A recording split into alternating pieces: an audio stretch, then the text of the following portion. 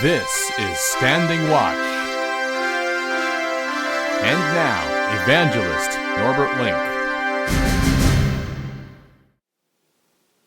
Greetings everyone and welcome back to our Standing Watch program.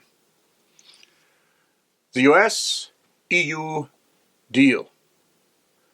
The biggest deal ever made or a disaster? Both opinions have been uttered. Why is there such a discrepancy and inconsistency? Well, let us talk about what was agreed upon. Deutsche Welle wrote on July 27, the United States and the European Union on Sunday reached a trade deal, ending a month-long standoff. We are agreeing that the tariff for automobiles and everything else will be a straight-across tariff of 15%. According to Trump. But the rate would not apply to steel and aluminum, which are being taxed at 50%. Trump also said the bloc had agreed to purchase $750 billion worth of energy from the United States, as well as $600 billion more in additional investments. We will replace Russian gas and oil by significant purchases of US oil and nuclear fuels, Ursula von der Leyen told reporters. The 15% rate marks a significant compromise, especially given that von der Leyen offered a 0-for-0 tariffs for industrial goods when talks began. The trade pact will need to be approved by all 27 member states. Now that is still something to be seen. One article I have read claimed that Ursula von der Leyen experienced a much-needed personal triumph. Then, of course, President Trump was quoted as saying that the deal will bring the United States and the EU closer together. Nothing, and I repeat nothing, could be further from the truth. Notice this article by the German publication NTV from July 27. The EU Commission considers the tariffs unjustified and doubts their compatibility with the rules of the World Trade Organization. That the EU is now accepting a compromise is due to the fact that many member states consider the risks of an escalation of the trade dispute to be more significant than higher tariffs. The EU's negotiating position was also weakened by Europe's dependence on US military capabilities. There were fears that Trump could once again question the NATO pledge of assistance in the event of an escalation of the trade dispute. Given the threats posed by Russia, this was seen as a major risk, especially in eastern EU states. So the concept is that the EU was kind of coerced into accepting that deal. Breitbart wrote on July 27. In the hours following the Sunday announcement of the landmark trade deal, a stinging reality began to sink in across the old continent. Brussels blinked. While von der Leyen attempted to cast agreement as a good deal, it quickly became apparent that the EU had crumbled in the face of Trump's hardline tactics and that the US had come out on top of the negotiations. The EU Parliament's former Brexit coordinator and ex-Belgian Prime Minister Guy Verhofstadt raged that the EU-US deal is scandalous, a disaster, with not one concession from the American side, badly negotiated. Dirk-Jan Dura, the head of the German Foreign Trade Association, described the deal as a painful compromise and stated that it poses an existential threat to many of our dealers. Existential threat, he said. The Daily Mail, British paper, wrote on July 28. Viktor Orban, the Hungarian PM, hid out. Donald Trump ate von der Leyen for breakfast. This is what happened, and we suspected this would happen. as the US President is a heavyweight when it comes to negotiations, while Madame President is a featherweight. French Prime Minister François Bayrou said, "It's a dark day when an alliance of free peoples, united to affirm their values and defend their interests, resolves to submission." Deutsche Welle again wrote on July 28, Hildegard Müller, president of the German Association of the Automotive Industry, said, "The US tariff of 15%, including for automotive products, will cost the German automotive industry billions annually and will burden them in the midst of the transformation." The Federation of German Industries criticized the trade deal, calling it an inadequate compromise that sends a disastrous signal.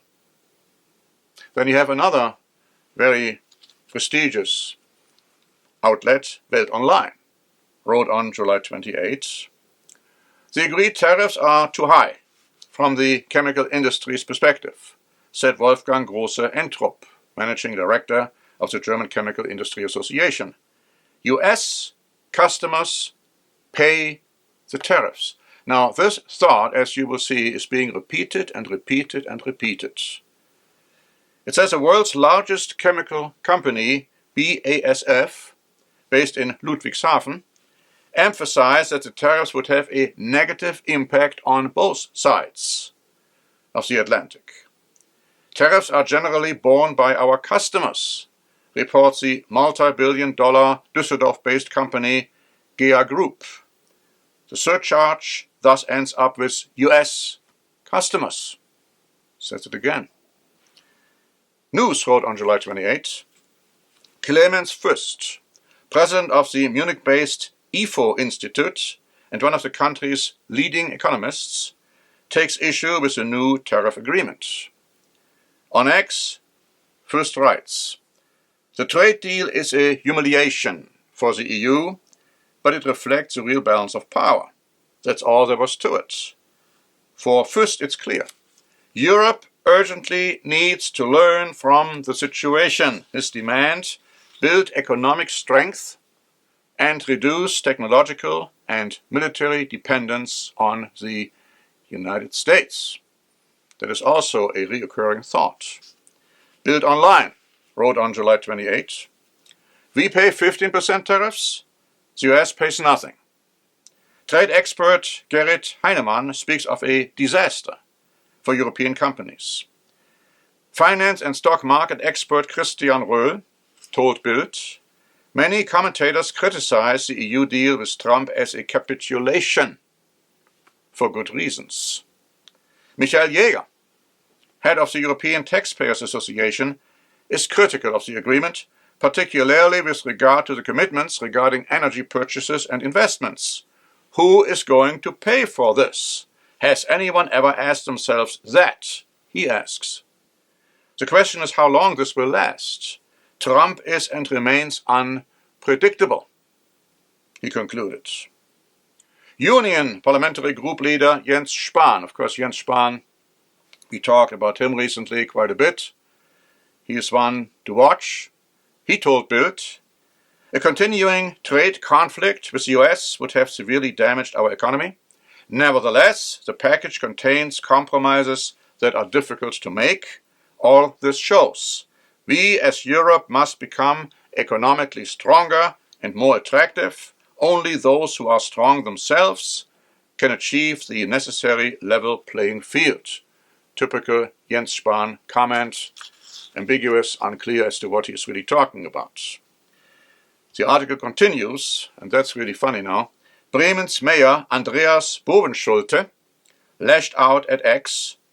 "The worst thing is how our EU chief, Ursula von der Leyen, allows herself to be humiliated into licking Trump's boots and even flattering him as a tough, even fair deal maker. And further, not a spark of honor in her body." Well, shortly thereafter, Bovenschulte wrote back, writing, "I'll take back what I said about honor. That was a bit harsh." And according to Bild information, this also applies to the phrase licking boots, but he said what he said. Daniel Caspary, chairman of the CDU group in the European Parliament, said this: "A 15% tariff will not break the necks of European suppliers, but it will make European products more expensive in the United States." With this, President Trump is primarily hitting his own consumers and thus his own voters in the United States. And if this comes true, American voters will not be happy about this and other tariff deals. The article continues: "Disillusionment prevails in political Berlin. Chancellor Friedrich Merz," now he originally praised the deal, said, "Oh, great job, Ursula von der Leyen, great job, he's a close friend of Trump," and all of that stuff. Now suddenly he backpedals. Chancellor Friedrich Merz has now openly admitted that the compromise in the tariff dispute will pose major problems for the German economy. Merz said, "The German economy will suffer considerable damage from these tariffs, but the effects will not be limited to Germany and Europe. We will also see the consequences of this trade policy in America." Merz said that not only will there be a higher inflation rate, but also an impairment of transatlantic trade as a whole, and I firmly believe that these tariffs are not in the interest of the United States of America. I wonder how long the friendship between Trump and Merz will continue after those comments. NTV wrote on July 28 about America. Male voters, particularly important for Trump, are also particularly dissatisfied. Around 60% of them criticize his handling of inflation. 65% believe he is not going to do enough to combat high living costs. Half are convinced the economy is in decline. The deal with the EU will hardly help, as import tariffs ultimately amount to an additional tax paid by importers, middlemen, and consumers in the United States. The US imports more goods from the 27 European countries than from any other economic area, including China, including other power blocks. Die Welt wrote on July 29, "The revenue from all the new tariffs is likely to help the United States president finance tax cuts, and he is once again portraying himself to his voters as a dealmaker, a skilled negotiator. Trump is, after more than 100 days of tariff conflict, the big winner so far." But then the article continues. According to a study by the elite American university Yale last week, US citizens are subject to an average tariff rate of 17.3%, the highest since 1935. According to the Yale study, the tariffs Trump has imposed so far this year, doesn't even include the new deal with the EU, have led to a 2% increase in prices in the United States, which corresponds to an average income loss per household of $2,700. Something Americans, when they wake up to this, are not going to be happy about.